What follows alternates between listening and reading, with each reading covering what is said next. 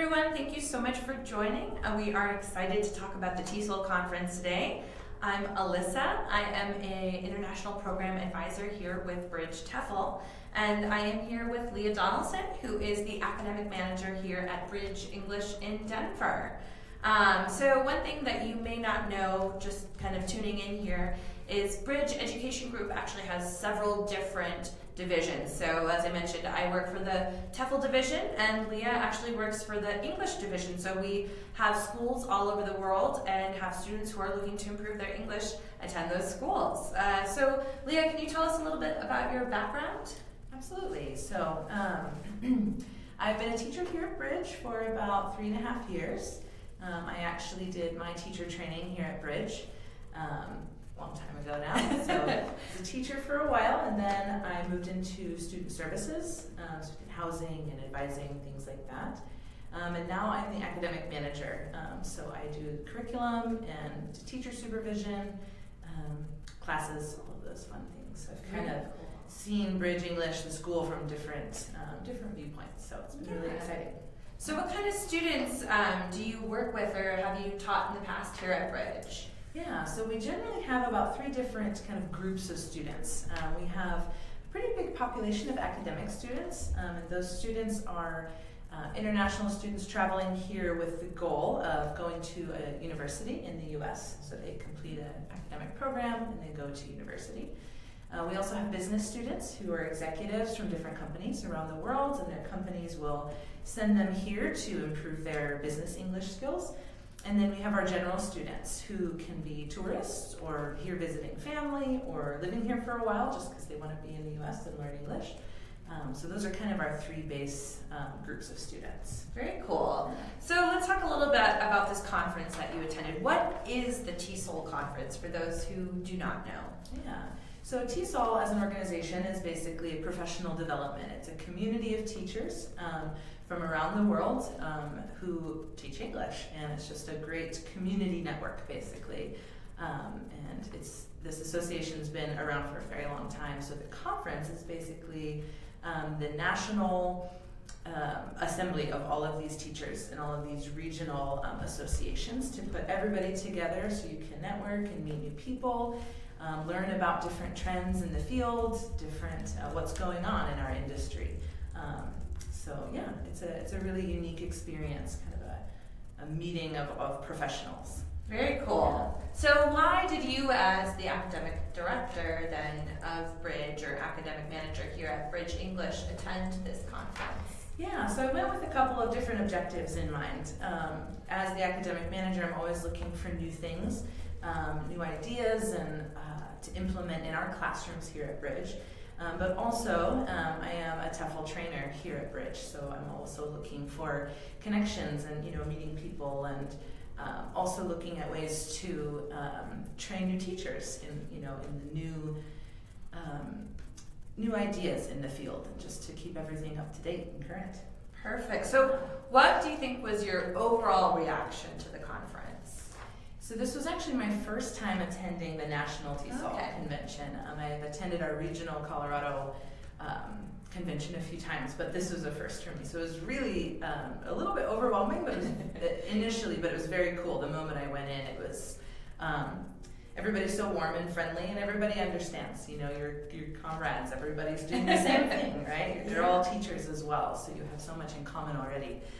But the whole experience was awesome. Just meeting people, all the sessions, all of the knowledge and experience at a convention like this was very cool to be a part of. Excellent. Yeah. So what current trend that you learned about there maybe are you most looking forward to implementing in your own classrooms? Yeah, I think technology was a really big thing this year. We have so many different methods in which we can use technology in the classroom, and a lot of times we don't, because we get kind of stuck in our rut. We use our book, we play an audio, and that's kind of the extent of our technology use, which that's how we've done it for years. Right. But there's so many different ways now, and every single student in your class has their phone with them all day, every day.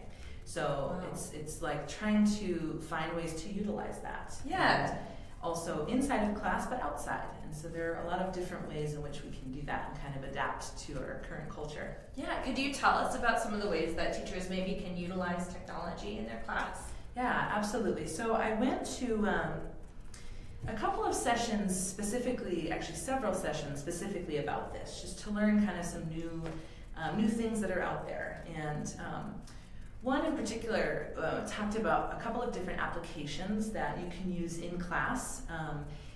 It's just more interactive with the technology, and you can use it for testing and assessment. So for example, there's a website called Kahoot, and it's basically an online interactive quiz game. So you can, build questions, build the quiz, and then students kind of can log in on their own phones individually and answer the questions. And it's like, you can make it competitive and set a time limit and a winner. And so just ways in order to incorporate the phones that they're already using in class. And so making sure they're not just texting. Exactly. It's like, how can we put these phones to good use? Yeah. And then other things too, like for outside of class. So one of the publishers of the curriculum that we use has a new application that is TED Talks, and it's basically, of course we use those in class all the time anyway. Sure. But students are always asking, teacher, how can I practice my listening? That's the number one question I get from students. And I always say, TED Talks, but now this company has come out with a great application which students can actually go through and do vocabulary practice, do comprehension questions, and thinking, personalizing, thinking beyond the talk. And so it's great you can use it in the class, but also it's totally accessible for students to use outside of class as well. That's great. Well, it sounds like there's some things that people can start using right away here, too. Absolutely. So what is the most exciting thing that you heard or you learned there? That is a tough question because there were so many cool things. But I think, it might not have just been one thing that I heard, but it's just kind of this overall theme that dominated a lot of TEFL or of TESOL, was basically this idea of a global English. For years and years, we've had this standard in the industry of students learning English in native English-speaking countries by native English-speaking teachers. But that's just not reality anymore. And, there are people learning and teaching all over the world, and they're not just coming here to learn in Denver from Americans. They're learning in their own countries, and they're learning from native teachers to their country. So there's this cool focus about not requiring this, American accent or, British accent or whatever. Communication is what's most important. And in this globalized society in which we live, that is crucial. And so it's reevaluating our standards of what, English looks like. Very cool. Yeah, and I think that we see that in our division too, a lot of people from all over the world who are learning and teaching English, and so that's definitely something that I've been able to see. It's great to hear that it's being talked about all over the place too. So when it comes to just in general, what do you think every teacher out there should be considering in their classroom? A lot of different things. The global English standards that I was just talking about, I think, are very important, not only as, just in the industry, but what does that look like? That means like in the classroom, right? How our teachers perceive these students and how they're teaching them. How are you going to spend 10 minutes teaching the American pronunciation of a word? Or are you going to be okay with their pronunciation if it's comprehensible, if they can understand, if it's intelligible? So that's one thing. And then another thing that I was considering is that the theme of TESOL this year was they focused on this thing called the 6 principles. And basically it's kind of a back to basics type thing, which is very cool, and they've been this organization's been around so long, but it's like bringing it back to kind of, the roots.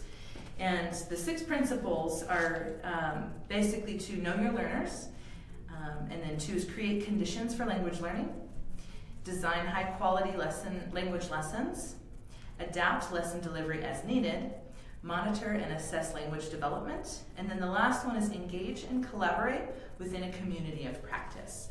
And it's number 6 that I feel like is a really integral part of what teachers we always need to remember every day, that as teachers we should also be learners. every day.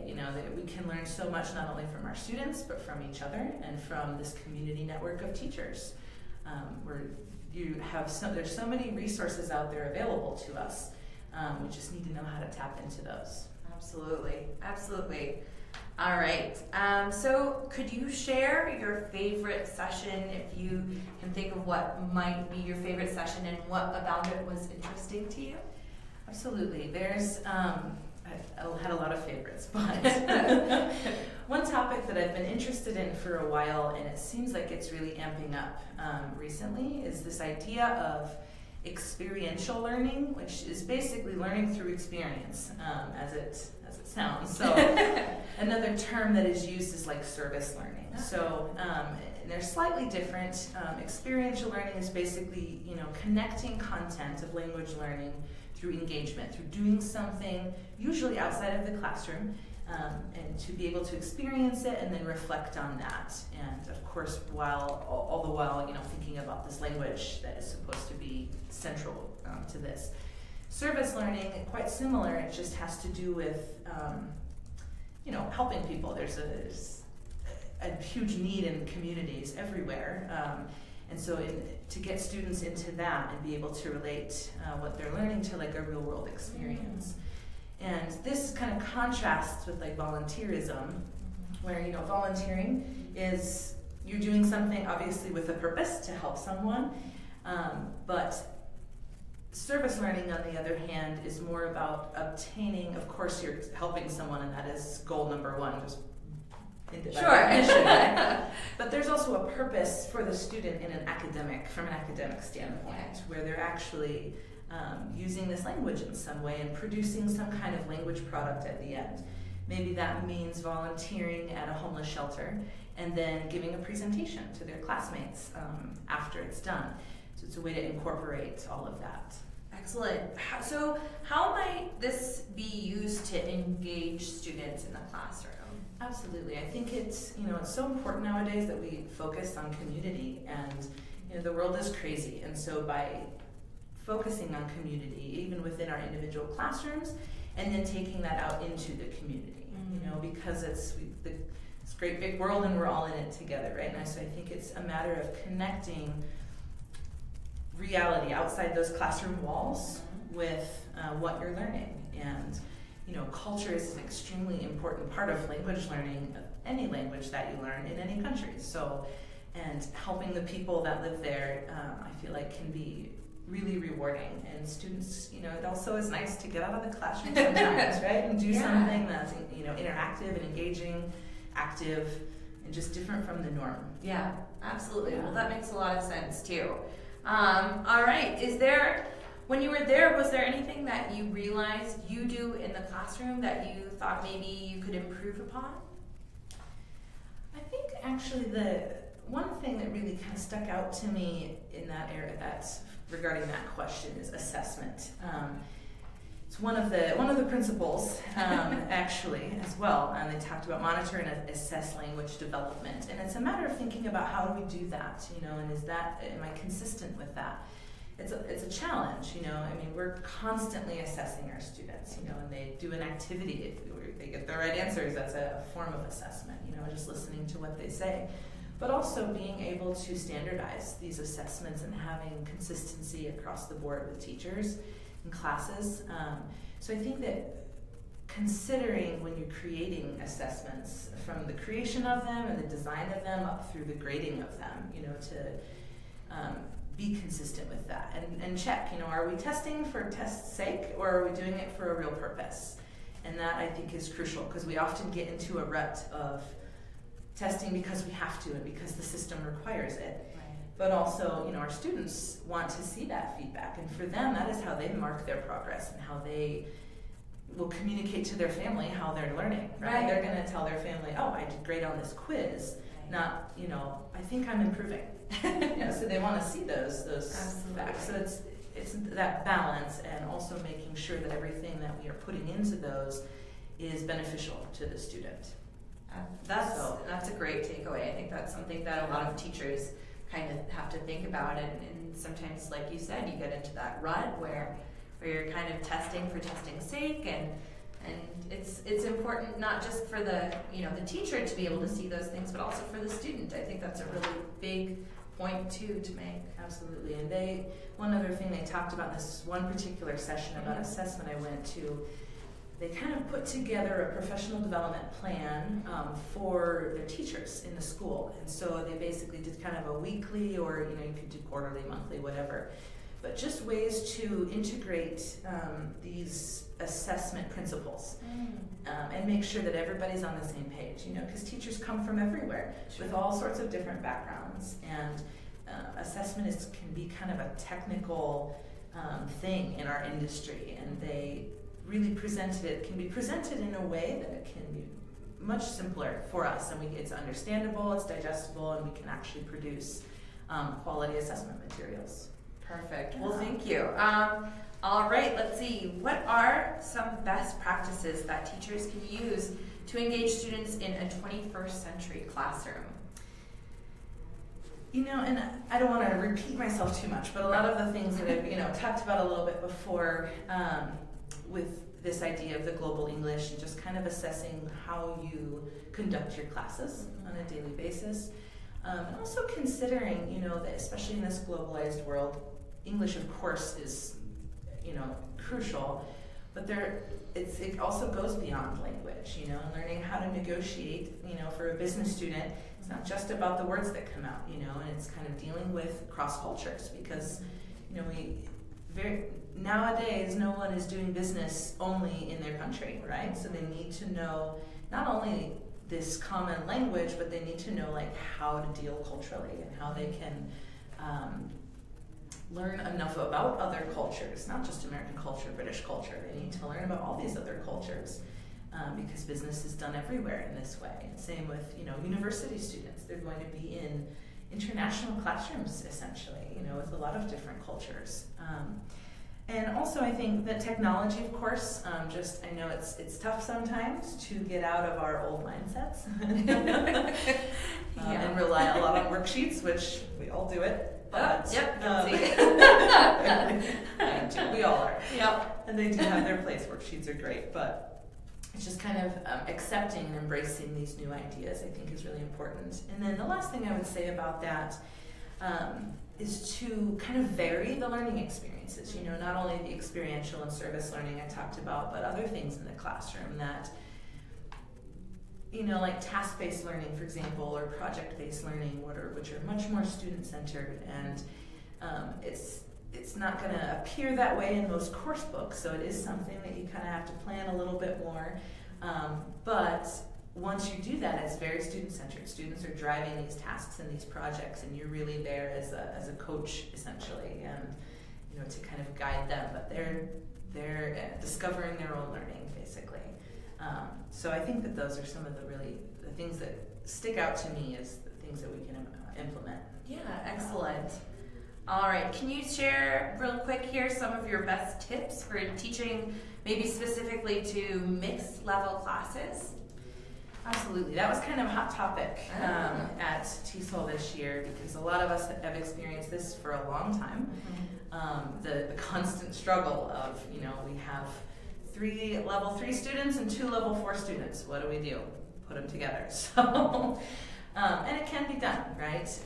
It's a matter of planning very carefully and some tips that you can use. So let's say you do have a mixed level 3 and 4 class. Of course, the level 4 students are going to be a little bit higher. They're going to know a little bit more grammar already than the level 3s do. So one method, it's kind of, like I said, a hot topic, especially this little buzzword. It's called flipped. Okay. So it basically means where in a normal classroom, when you would elicit target language to get the grammar point, then you would do the practice and all of that in the classroom. It's great in theory, right? When you have one level. Right. That's not reality a lot of times. So one method, this flipped method, would be to, at the end of class, send students home with the assignment to read the grammar, right? The grammar, most textbooks that we use have a little grammar spotlight that outlines the form and everything. Have students read that at home, study it, and come up with questions. And then in class the next morning, you kind of start by clarifying and having, eliciting from students, okay, tell me about this grammar point, and then most of class can be used as practice. And so that way, the higher level students aren't getting bored, because that is a big complaint about mixed level classes, is that those higher level students have too much downtime. It takes twice as long maybe for a level 3 to learn the grammar point versus the level 4. Right. And then another way, I think a couple other things. So you could utilize those higher level students to teach what I might call like a mini lesson. So you could basically, assign your higher level students a grammar point or, a vocabulary group or something, and have them teach it to the lower students. I've actually done that many times in my classes, and it's usually extremely successful. I'm doing less talking, which is always preferred, and I can just error correct and be there for support. Yeah. But students learn, I think, well, not students, humans learn best by teaching things, right? So I think that it's really good for them, and it gives them a little bit more sense of empowerment. Yeah, absolutely. They're not in this lower level class just because, they actually have a purpose here, and it gives them a little bit more of a push to go that next step further. And then the last thing I would say also about these mixed levels, a challenge comes to assessments. Because you have, level 3s and level 4s, you can't test them both the exact same way. Right. It wouldn't really work that way. So one, really key idea to remember is that if you're doing a reading or a listening test, for example, your actual text doesn't necessarily need to be graded. You could take a little bit higher level reading or listening and give it to a level 3, for example, as long as the questions are graded. That's the important part. So let's say for your lower level students, you might choose multiple choice answers, versus a higher level student could probably take on and handle an open-ended question, or they really have to explain. So they're reading the same text, you're just kind of altering the questions a little bit. And so as you're, grading them, you just have basically a different threshold of what is, 100, or something like that. So you're grading the same, they're doing the same task, but they're just doing it differently according to their level. Excellent. Those are some great things to keep in mind. Some of those I've never even thought of, but it seems like a really great solution to something that might have been a little bit more complex. Yeah, it's helpful, especially with, the mixed level thing is never easy. Right. But there, people out there, a lot of us have experienced it. So being able to share these ideas with teachers who are in the same position, dealing with the same challenges that, we're facing, it's really encouraging. Excellent. Well, thank you so much. I think we have a couple questions. And, we already got to them. Perfect. Okay. So we're going to wrap it up. Thank you so much, Leah, for joining us. Everyone, if you haven't already, feel free to join our newsletter. And we have teaching tips. We interview teachers, teacher trainers like Leah here in those newsletters. Really great place to get some resources. We also follow us on Facebook, Twitter, Instagram. We're all over social media. So feel free to follow us, send us questions. Send us your teaching tips if you want to share those. We're always looking to share those ones. And also, don't forget this promo code that's down here somewhere. You can use that towards the end, till the end of April here. And if you think of any other questions after watching this, feel free to send us an email and we'll get back to you. Thank you so much again for joining us. Thank you. Bye.